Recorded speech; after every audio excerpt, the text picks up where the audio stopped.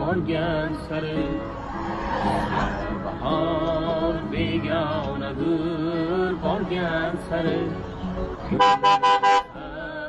vayronadir borgan sari shodon yelib yurar edi.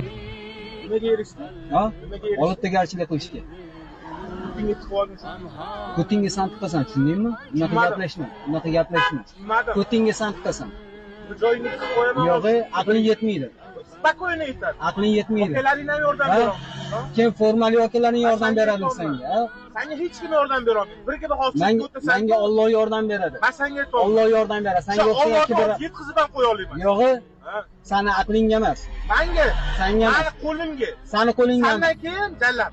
Chalablamasdan gapirib desang, yo. Butun umr Jallab tarbiyani qarang, hayvon bo'lib yotibsan, desang, yo.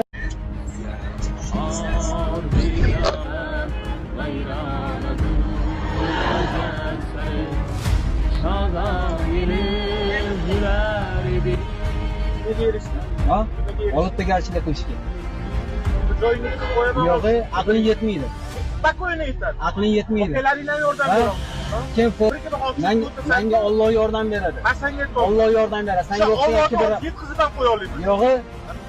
Ijtimoiy tarmoqlarda shov-shuv bo'layotgan holat bo'yicha Toshkent shahar ichki ishlar boshqarmasi, yo'l harakat xavfsizligi boshqarmasi qidiruv bo'limi xodimlari tomonidan avtomashina hamda haydovchi olib kelindi. Yo'l harakat xavfsizligi boshqarmasiga juda ham kodeks bilan bog'liq holatda birinchidan siz o'zingizni o'zgalarni hayotini xavf ostiga qo'yib qarama-qarshi harakatlandingiz. Keyin har xil fikr ham bildirasiz. Nima uchun sabab? Sababi oddiy, oilaviy sharoit. Endi erkak kishimiz mashinada ikki farzand bor edi, ikkisidan bittasi sinib qoldi. O'shanga tez-tez uyga yetib olib, kerakli chora-tadbirlarni ko'rsatish uchun sizlarni og'riqgandan uzr so'rayman. Atidan qilingan narsa emas. Boshqa naqa emasmi? Atidan qilib yurmayman. Kelajakda tavsiya beramiz, kimdir bemor bo'lsa, kimdir mazasi yo'q bo'lsa, zudlik bilan shifokorlarni chaqiring. Shifokorlar birinchi tez yetib kelib, birinchi yordam ko'rsatadi. Ushbu avtotransport haydovchisining ijtimoiy tarmoqqa tarqalgan videosi bo'yicha mana chaqirtirildi.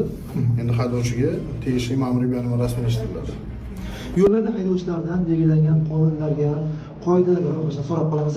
Yo'lga xato hech kimni kechirmaydi.